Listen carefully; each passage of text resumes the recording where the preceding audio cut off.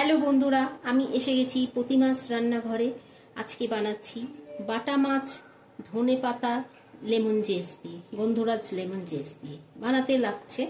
বাটা মাছ ভেজে রেখেছি, ধনে পাতা বাটা, কাঁচা লঙ্কা, লেবু পাতা, গন্ধরাজ লেবু পাতা, আদা আর রসুন, এগুলোকে সব পেস্ট করে নেব। আর লেমন জেস।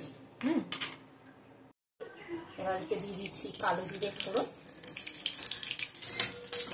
ওই তেলের মধ্যে কালো জিরে ফোড়ন দিয়ে দিলাম।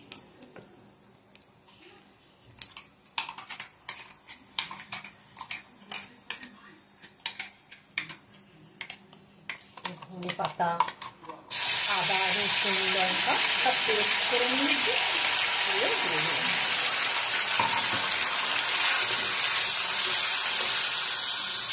আমাদের ধনে পাতা বাটা, লঙ্কা বাটা, আদা বাটা, রসুন বাটা সব দিয়ে একটু নেড়ে নিয়ে এবার লেবু পাতাটা একটু ছিঁড়ে এটাকে একটু ফেলে দেবেন, ফেলে দিয়ে লেবু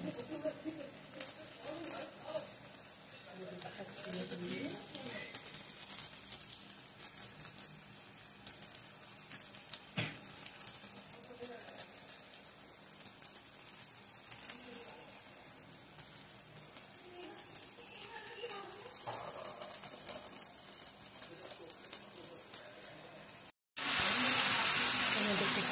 হলুদ দিয়ে দিলাম, পরিমাণ মতো নুন দিয়ে দিলাম, স্বাদ মতো নুন দিলাম।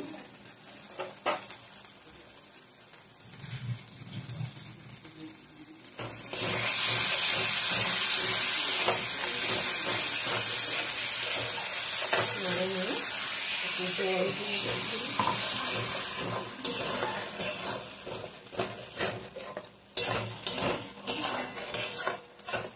এরকমভাবে বাটা মাছ রান্না করে খাবেন, ভালো লাগে।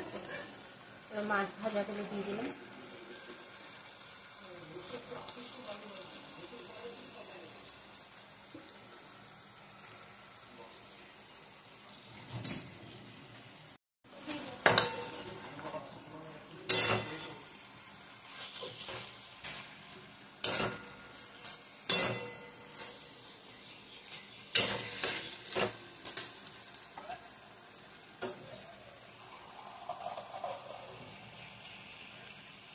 পাল্টে নিয়ে এবার একটুখানি জল দিয়ে দিতে হবে, অল্প জল দিয়ে একটু মাখা মাখা করতে হবে। জলটা দিয়ে দিলাম, ফুটে উঠলে নামিয়ে লেমন জেস দিয়ে নামিয়ে দেবো।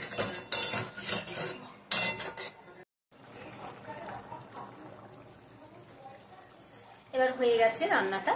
এর উপর থেকে একটু লেমন জেস ছড়িয়ে দিয়ে খুব সুন্দর গন্ধ বেরোচ্ছে, খুব সুন্দর গন্ধ বেরোবে। আপনারা করে এটা রান্না করে খাবে, বেশ টেস্টি খেতে।